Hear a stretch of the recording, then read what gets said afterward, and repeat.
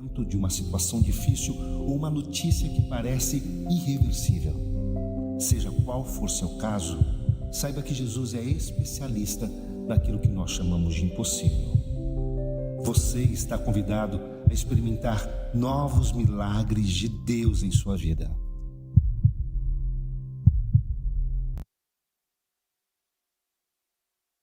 Graça e paz em nome de Jesus. Que bom que você está aqui essa noite, nessa última mensagem da série que nós iniciamos aí há 6 semanas atrás, onde nós estávamos falando, ou temos falado, sobre milagres. Milagres no Antigo Testamento, milagres no Novo Testamento, milagre na sua vida, milagre na minha vida, milagre de Deus. Hoje nós estamos encerrando e já quero preparar você então para a semana que vem. E o tema da semana que vem é O Sonhador, que são lições na vida de José. E eu queria fazer um desafio muito especial para você que está aqui conosco, ou para você que assiste pela internet, que na semana que vem você não venha desacompanhada, que você não venha desacompanhado. A Terça da Esperança tem como propósito de você trazer alguém para junto, trazer alguém para perto. Então venha com alguém, traga um amigo, traga um vizinho, traga um parente, mas traga alguém para experimentar esse momento, porque a proposta é que no meio da semana nós tenhamos um tempo de refrigério, um tempo de ministração da palavra, um tempo para refletir sobre as nossas vidas, um tempo para recobrar ânimo para a caminhada e para a jornada que o Senhor tem colocado diante de nós. Com certeza aquela pessoa que está ao lado do seu trabalho tem grandes desafios, aquela pessoa que mora ao lado da sua casa tem grandes dificuldades, aquela pessoa que estuda com você no mesmo colégio ou na universidade tem grandes dificuldades em sua vida e adversidades que precisam da palavra de Deus para corrigir rota, alimentar o coração. Então eu quero convidar você e desafiar para que você venha na semana que vem e traga alguém para iniciar uma campanha com você e oração. Você lembra que Jó foi profundamente abençoado enquanto orava pelos seus amigos? Eu queria encorajar você a fazer isso também. Faça campanha com alguém. Veja alguém que está sofrendo, alguém que está com uma dor grande no seu coração, ou alguém que está desorientado na vida, e você vai dizer assim, ó, vamos à Terça da Esperança, eu quero orar com você, vou fazer uma campanha por você. E eu queria encorajar você a fazer uma campanha com alguém nessas próximas 7 semanas que nós vamos falar sobre José. E é um texto riquíssimo, uma história lindíssima e tem grandes aprendizados e também sabedoria para a sua vida e para o meu coração. A gente está muito empolgado porque o Senhor tem preparado para a partir da semana que vem para a gente ouvir mais sobre a palavra dele através de José. Mas hoje nós estamos encerrando então a série de milagres e eu quero falar sobre um milagre bem interessante nas Escrituras que está registrado em Marcos capítulo número 10 e eu quero ler com você o texto por completo e depois pontuar alguns detalhes sobre ele. Então, chegaram a Jericó. Chegaram quem? Jesus e seus discípulos. Quando Jesus e os seus discípulos, com uma grande multidão, estavam saindo da cidade, o filho de Timeu, Bartimeu, que era cego, estava sentado à beira do caminho pedindo esmolas. Então, ao ouvir que era Jesus de Nazaré, começou a gritar, Jesus, filho de Davi, tem misericórdia de mim. Muitos o repreendiam para que se calasse, mas ele gritava ainda mais, filho de Davi, tem misericórdia de mim. Versículo 49, Jesus para e diz, chamem-no. Então chamaram o cego, tenha coragem, levante-se, ele está chamando você.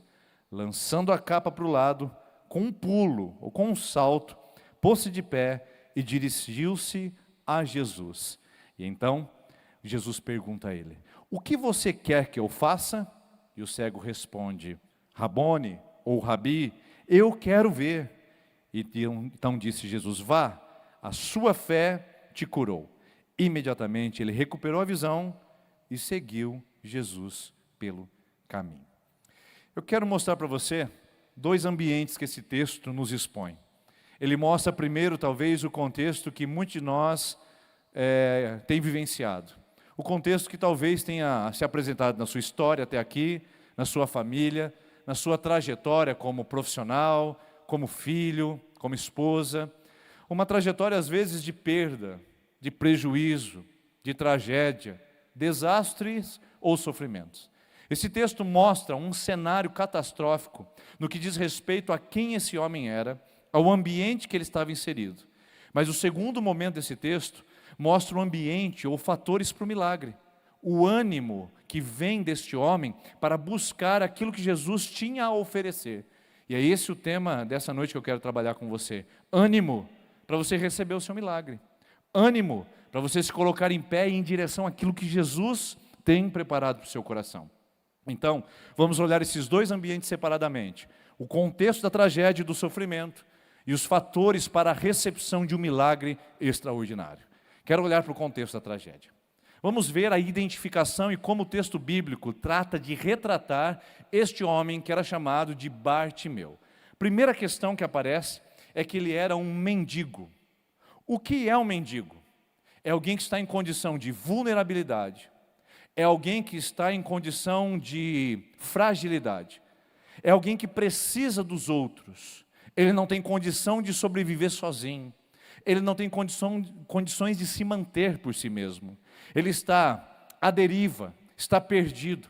O mendigo é aquele que não tem uma casa para ir, não tem uma direção a seguir, ele não tem um rumo, ele simplesmente está por aí, esmolando, necessitando da boa vontade dos outros, da boa vontade do ambiente, da boa vontade do cosmos, para tentar de alguma maneira sobreviver a mais aquele dia. O mendigo não tem plano de futuro, ele não pensa no amanhã, ele não pensa como será a sua vida em 5 anos ou 10 anos, ele só quer sobreviver a mais um dia de cada vez. E quando eu olho para esse cenário, quando eu começo a descrever o que é um mendigo, eu começo a imaginar quantos de nós não temos experimentado isso de alguma maneira na nossa própria vida. Quantos mendigos emocionais estão de alguma maneira esmolando alguma atenção. Gente que está esmolando algum tipo de relacionamento, algum tipo de amor, algum tipo de retribuição. Gente que tem profundo senso de rejeição enraizado na sua alma, que a qualquer sinal de receptividade, pertencimento ou acolhimento, simplesmente se lança e começa então a esmolar entregas, amores, e quando menos percebe, está debaixo de alguma opressão, escravidão, com o pé de alguém sobre a sua garganta, dizendo, me dê isso, senão não te dou aquilo. A mendicância é uma relação de troca.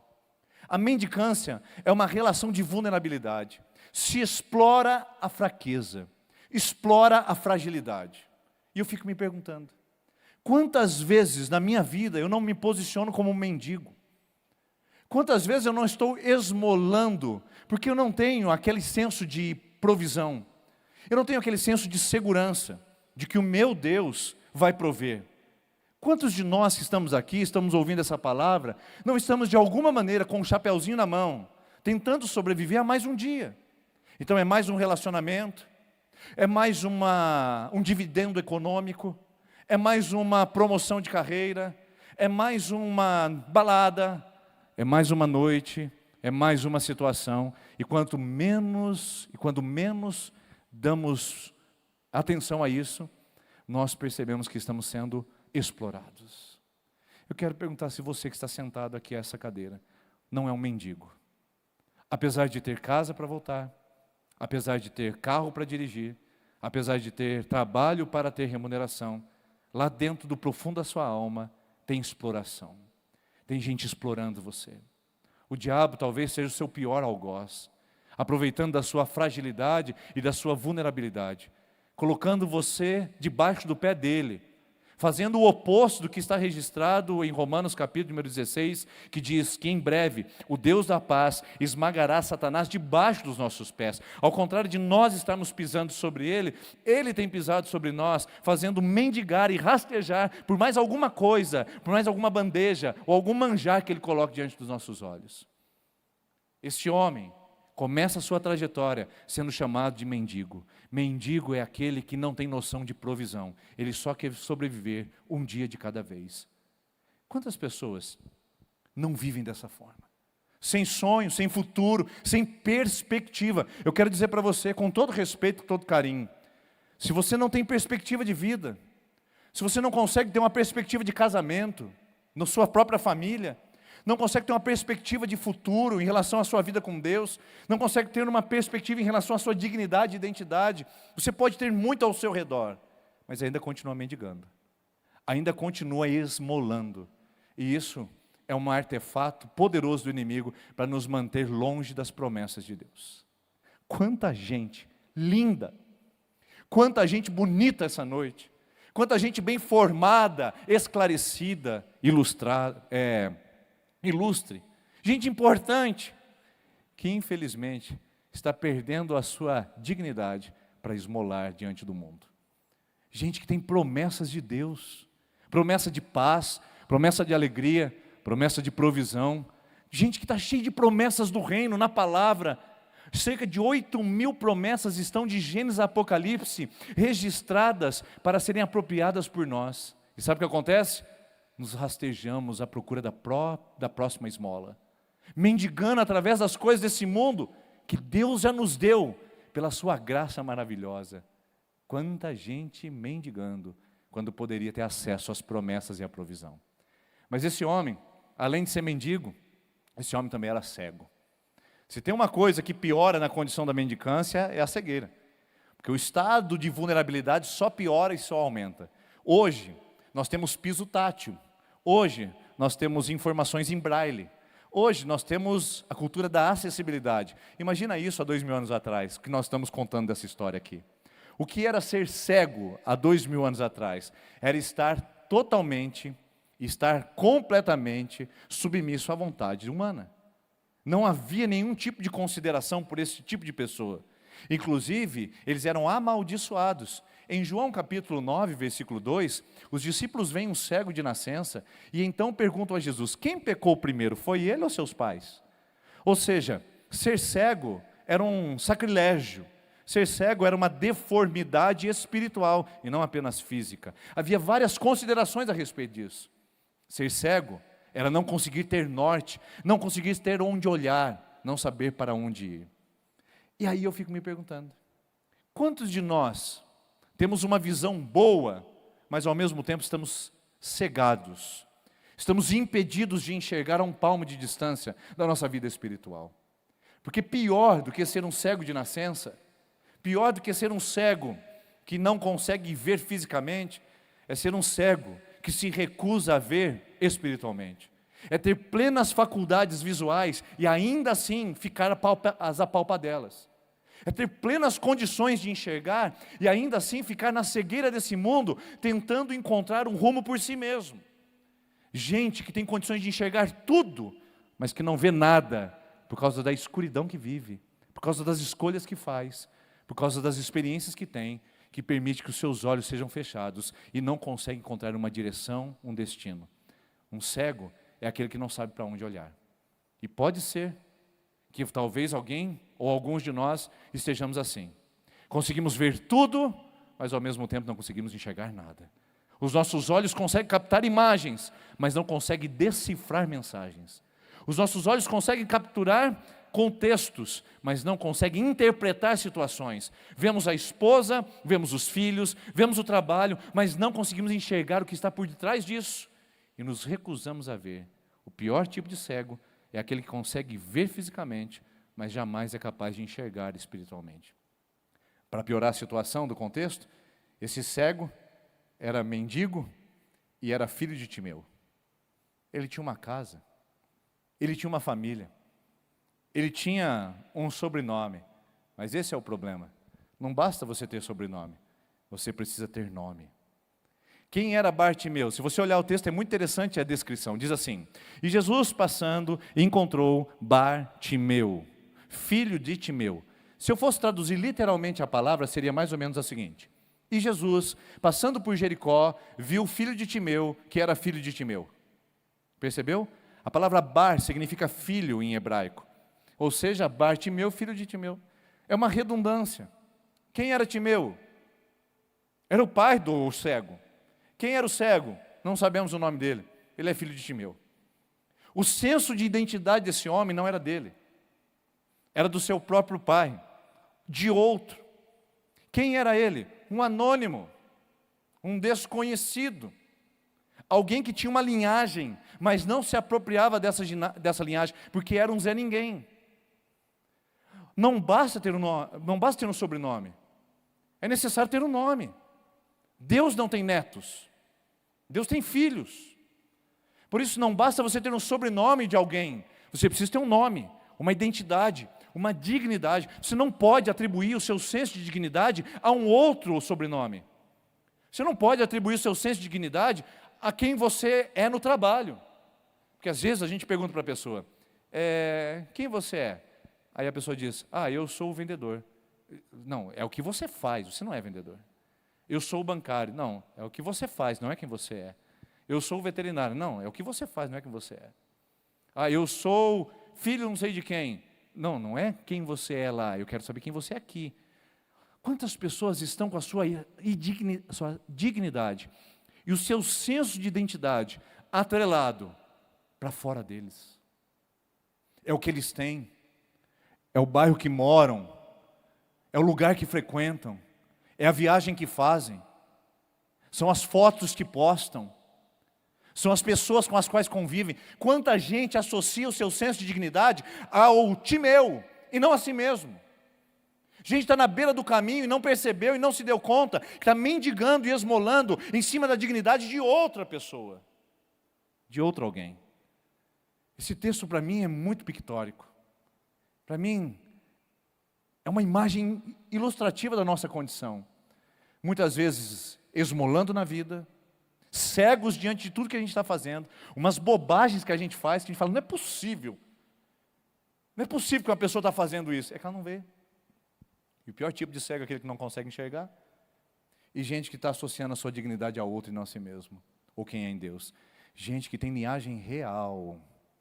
Gente que tem linhagem de príncipe. Linhagem de princesa. É filha do rei do universo. É filho do rei do universo. Mas que associa a sua identidade a uma outra pessoa nessa terra. A um punhado de dinheiro aqui nesse lugar. A uma posição naquela rede social. A gente está trocando quem é em Deus por alguma coisa que é aqui na terra. E aí se torna anônimo. E aí esse senso de indignidade só aumenta. Timeu é o pai do cego. Bartimeu. Por isso a pergunta é, quantos de nós estamos vivendo esse cenário de tragédia? Que só tende a piorar. Porque preste bem atenção que o texto mostra. Onde é que esse Bartimeu está inserido? Quer ver? O texto diz que ele está em Jericó, à beira do caminho. Primeiro, Jericó é um lugar de contradição. Se você olhar para as Escrituras, Jericó é uma cidade que está à margem, é uma cidade que está à fronteira de Israel. Hoje faz fronteira com a Jordânia, mas no tempo de Jesus fazia fronteira com a Pérea. Ou seja, todos os viajantes de Israel tinham o costume de passar por Jericó, que era o trajeto mais rápido para chegar em Jerusalém. Jericó era uma cidade punjante, de trânsito, com muitos turistas, com muita gente que ia fazer suas festas lá, muita gente que ia celebrar a Deus em Jerusalém, passavam por ali com as suas caravanas. As caravanas eram cheias de expectativas, as caravanas eram cheias de vibração, as pessoas passavam cantando, dizendo, alegrei-me quando me disseram, vamos, vamos à casa do Senhor. Eles passavam cantando ali, celebrando, nós estamos chegando em Jerusalém, as caravanas batendo palma, as mulheres com um sorriso no rosto. Depois de tempos caminhando como peregrinos, eles chegavam, enfim, a um dia de distância de Jerusalém. Jericó era essa cidade cheia de alegria. Mas a contradição está naquele lugar. Porque na cidade cheia de alegria, tinha uma multidão de gente à beira do caminho. A gente ouviu falar só do cego Bartimeu. Mas a verdade é que nos contextos das Escrituras, esse estado à beira do caminho era o contexto de uma multidão que a gente não consegue nem medir. Gente que ficava com seus chapéus, ou ficavam com as suas capas, sendo mais preciso o contexto, estendiam as suas capas no chão e ficavam assentados ali, esperando uma esmola pelo amor de Deus. Então eles ficavam cantando, uma esmola pelo amor de Deus, uma esmola por caridade, uma esmola para o menino, para o ceguinho, tem... Estavam lá cantando, com a capa ao chão, com os olhos fechados e esperando a misericórdia de alguém, enquanto uma cidade cheia de alegria, cheia de vibração, estava celebrando a vida. Algumas estavam à beira do caminho, se alimentando da morte, moribundos, paralisados. Essa é a contradição que você e eu vivemos nessa vida. É a sensação que a gente tem às vezes ao ver a rede social da maioria dos nossos amigos. Gente muito feliz, gente celebrando a vida. E de repente a gente olha para o nosso entorno e parece que só tem traços de morte. Parece que só tem contornos de desespero. Parece que você não consegue ver a vibração e a alegria que existe ao redor, porque tudo que você vive parece que é o trauma, a dor, o luto, o sofrimento, a angústia que está ao redor. Então está todo mundo celebrando alguma coisa, só você que não tem motivo para celebrar. Faz sentido para você isso ou não? Está todo mundo ganhando dinheiro, mas você ganha e ainda está triste. Está todo mundo se casando, você casou e ficou infeliz. Está todo mundo tendo filhos, você tem filhos e parece que a alegria não visitou seu lar. Está todo mundo indo à igreja, você vai à igreja e não recebe seu milagre. Não é a sensação contraditória de Jericó? Enquanto tem uma caravana de gente feliz, você está na beira do caminho esperando a morte? É o contexto do Bartimeu, é o seu contexto, é o meu. Para piorar a situação, ele está na beira do caminho. E o que é a beira do caminho? É a beira da exclusão. A Bíblia mostra que tudo que fica à beira do caminho é aquilo que não é.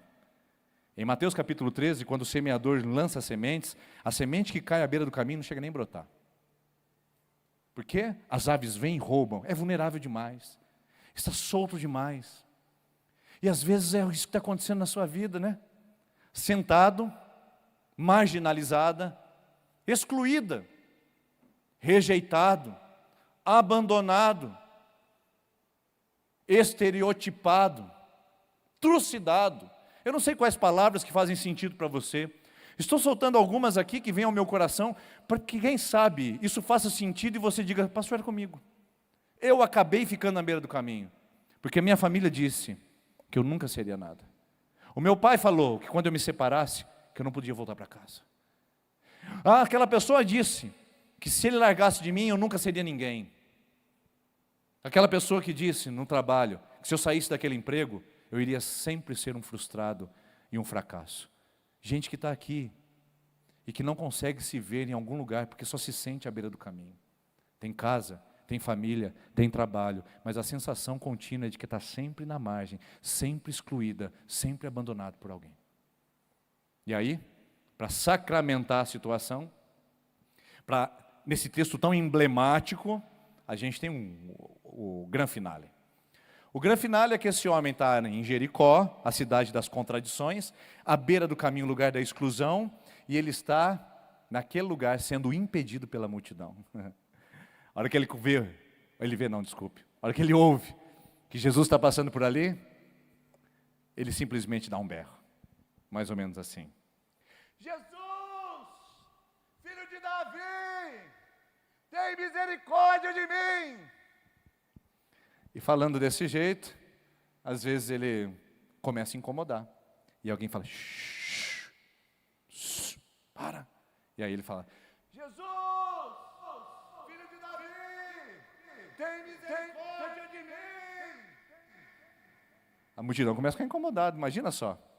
Alguém ao pé da sua orelha gritando desse jeito. Uma vez, duas vezes, dezenas de vezes. Você não ficaria inconformado? É isso que a multidão faz com você. Enquanto você está na beira do caminho quieto, ninguém questiona. Porque você é só um mendigo. Você não dá trabalho para ninguém, na verdade. As pessoas passam, olha que dó, que judiação. Uma pessoa que perdeu seu casamento, perdeu seu emprego. Que dó, perdeu sua integridade. Foi descoberto no pulo do gato. Foi descoberto pela sua família, naquela mentira que estava contando. Ai, que dó. Enquanto você está na beira do caminho, a multidão tem costume de apenas ter piedade, compaixão e paralisia por você. Mas a hora que você começa a clamar por Jesus, a multidão se move. Mas não para te ajudar. Você não percebeu isso ainda não? Enquanto estava tudo errado na sua vida, você saía à noite, voltava à tarde, tomava um trago de uísque para disfarçar a carreira de cocaína que você cheirou um pouquinho antes de voltar para casa. Enquanto você fazia isso, ninguém se opunha. Todo mundo sabia que você estava mentindo. Mas trabalha demais, né? Todo mundo tem direito a se aliviar. Fazer o quê? Ninguém é perfeito. Então a multidão não dá trabalho quando você está na beira do caminho mendigando. Mas basta você vir aqui nesse lugar e buscar a Deus, que a multidão se levanta. Você vai na igreja? Virou fanático?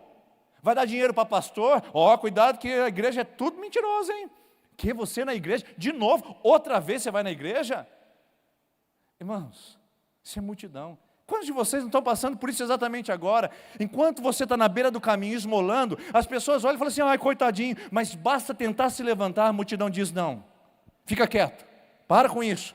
Você não tem direito a ser feliz, você não tem direito a recuperar sua vida, você não tem direito a ter sua história restaurada, você não tem direito de ter provisão, você tem direito apenas a ser infeliz, à beira do caminho, cego, porque é assim que a gente quer te ver. Às vezes você está enfrentando isso dentro da sua própria casa, com a sua esposa antes de vir aqui, o seu marido disse isso para você antes de chegar aqui, os seus melhores amigos, a multidão se levantando dizendo, não vá, porque você não pode incomodar o mestre, porque se você incomodar, talvez você alcance a sua bênção. Triste isso, né? Mas essa é a tarefa da multidão. E pode ler a Bíblia. Pode ler o Novo Testamento inteiro. Onde tem multidão, geralmente tem problema.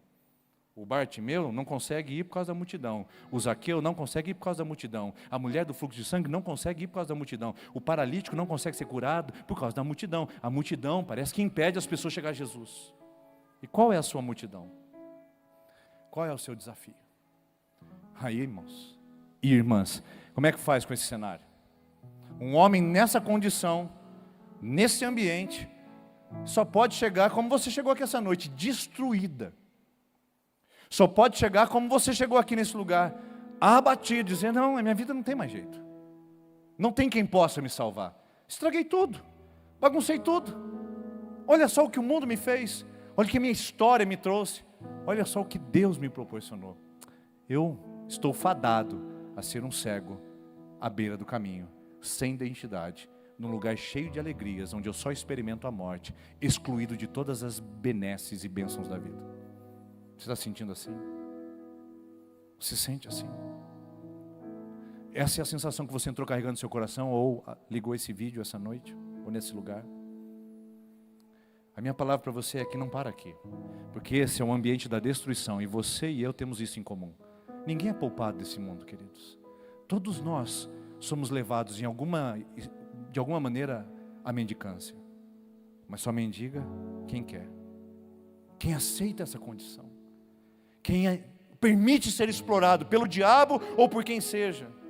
Todos nós experimentamos algum tipo de exclusão. Todos nós temos as nossas dores e aflições.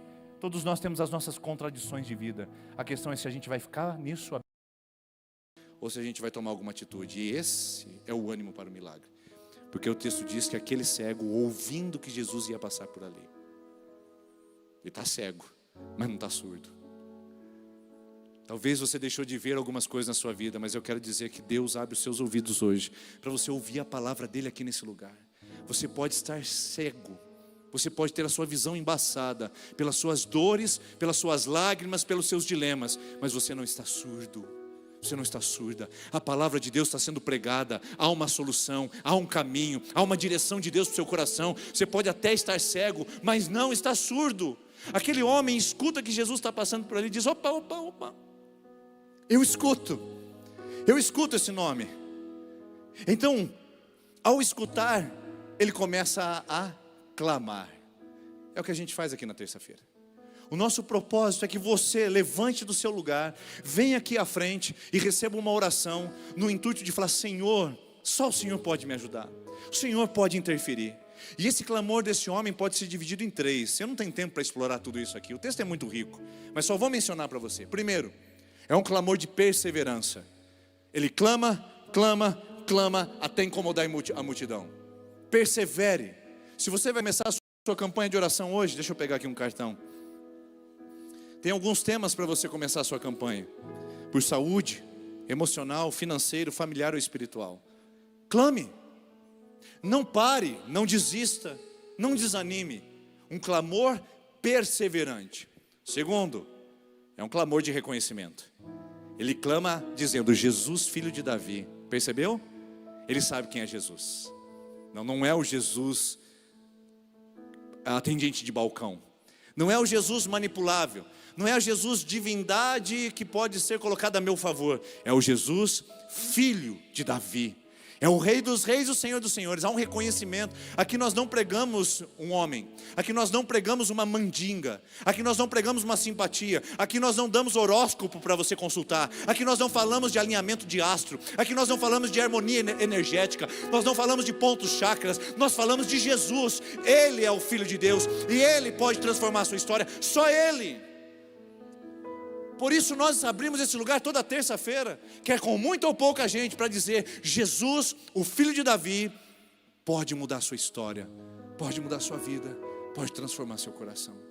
O clamor dele é de reconhecimento, mas o clamor é de humildade. Tem misericórdia de mim, eu não consigo chegar sozinho, eu não consigo mais. E aí quando ele faz esse clamor, Jesus manda chamar, porque eu tenho certeza que Jesus manda chamar. Ele mandou chamar você essa noite. Mandou chamar. Você estava lá dizendo: eu não vou na igreja hoje não, hoje estou cansado. Aí Jesus mandou chamar. Ele mandou alguém lá, não sei quem foi. Ele falou: vamos? Ah, não sei. Não, eu passo te pegar. Aí, tá vendo? Jesus mandou chamar. Você disse: eu acho que eu vou assistir pela internet. E alguém chamou você, disse: vamos lá. O Espírito Santo foi te convidar lá e disse: vem. E Jesus mandou chamar você aqui a esse lugar para dizer para você: o Mestre te chama. E se Ele te chama é porque Ele tem um propósito. Ele tem algo para fazer na sua vida. Você não está aqui por um acaso. Você não veio porque é legal, porque é religioso. Você está aqui por um propósito maior. Há uma conspiração divina desde o seu nascimento, para que você estivesse nesse dia, nesse local, diante dessa mensagem. E aí, quando manda chamar, que é o mais bonito, o texto diz que esse homem deu um salto e foi na presença de Jesus. Eu fico imaginando, irmãos, que disposição é essa, que às vezes a gente não tem.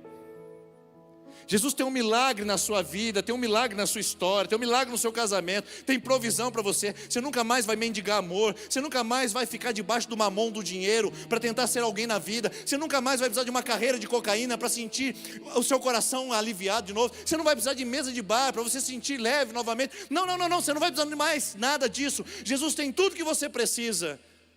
Aí a pessoa fala: será? Irmãos, olha o cego, olha o cego. Desse jeito: Jesus, tem misericórdia de mim, filho de Davi. Aí eu não sei como é que acontece um negócio desse, porque eu estou com o olho fechado, eu estou inseguro de fazer isso, mas vou fazer. Então, vai lá, o mestre te chama, ele faz desse jeito. Você já viu o cego fazendo isso aqui? Que disposição é essa, gente? Que segurança é essa que é encontrada na voz do Mestre? Sim, porque quando a gente escuta Jesus chamar, a gente pode dar um salto no escuro. Ele vai nos segurar, Ele vai nos sustentar, Ele vai nos abraçar, Ele vai fazer um milagre, Ele vai prover, Ele vai libertar, Ele vai curar, Ele vai fazer o que ninguém pode fazer por você. Mas salte, pare de ficar restrita, pare de ficar inseguro. É o Mestre que te chama, não sou eu. Não é essa igreja, é o Mestre Jesus que te chama a confiar nele, a se entregar, a se lançar, porque Ele é poderoso para fazer muito mais do que pedimos ou pensamos, de acordo com o poder dele que opera em nós. Efésios 3:20. Então a minha pergunta é para você: você consegue saltar? Você consegue dar um pulo e dizer: Senhor, o Senhor me chamando, então eu vou. Eu tenho segurança, eu tenho disposição, eu tenho ânimo, eu vou buscar o milagre que está prometido para mim. E aí diz o texto que ele pega e joga a capa. A capa é a única coisa que o mendigo tem. Os nossos mendigos aqui de Maringá são um pouquinho mais elaborados. Eles têm carrinho de supermercado, você já viu? É uma coisa impressionante. Quando eu cheguei em Maringá, eles são outro nível aqui. Mendigo americano. Mendigo americano, a gente passa lá nas ruas dos Estados Unidos, estão todos com carrinho de supermercado. Aqui é outro naipe. Mas nos templos bíblicos, tudo que o mendigo tinha era uma capa. Não sei se ele tinha cachorro. Alguns aqui nos dias atuais têm. Mas ele tinha a capa. É a única coisa que o mendigo tem. Se ele jogar a capa, o que ele vai ter depois? Como que ele vai achar a capa?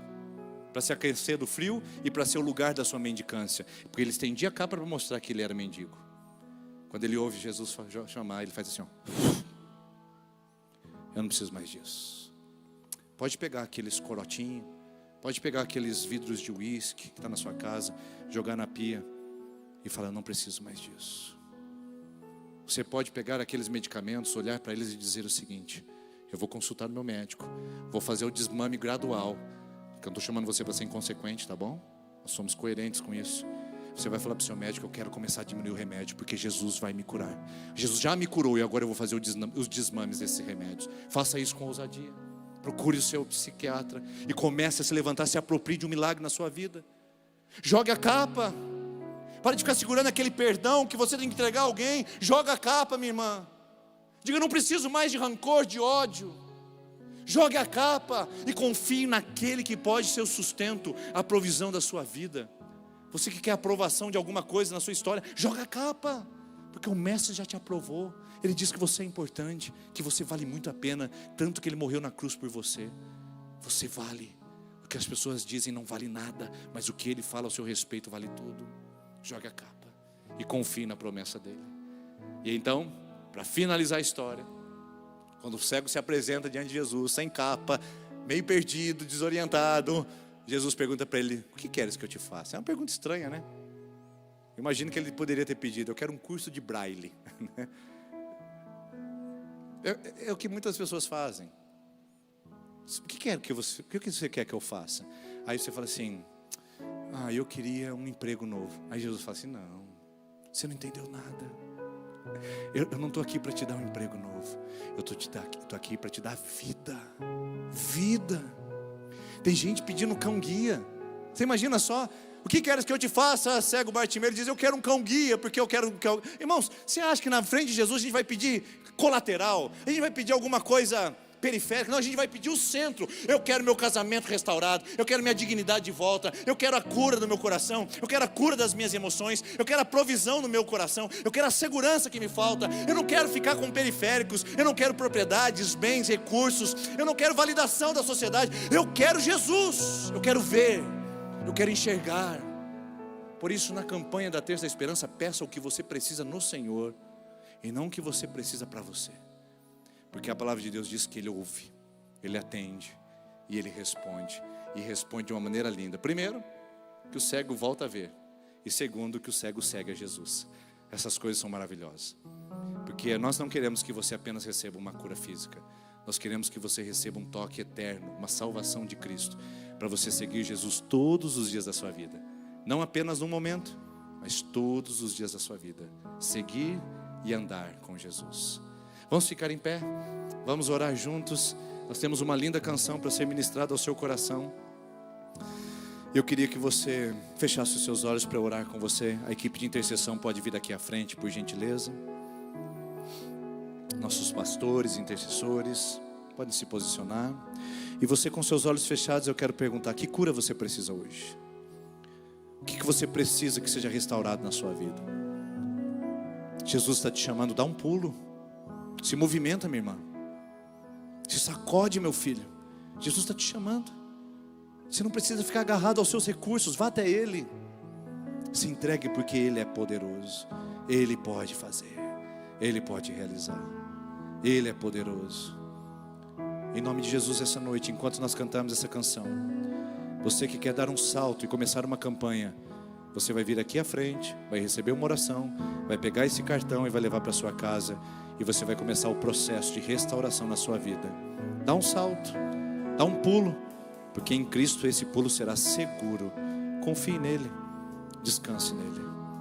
Nós queremos orar aqui à frente por você que está encerrando a sua campanha hoje e por você que vai começar a sua campanha. Enquanto cantamos essa canção, venha aqui à frente e venha seguir a Jesus.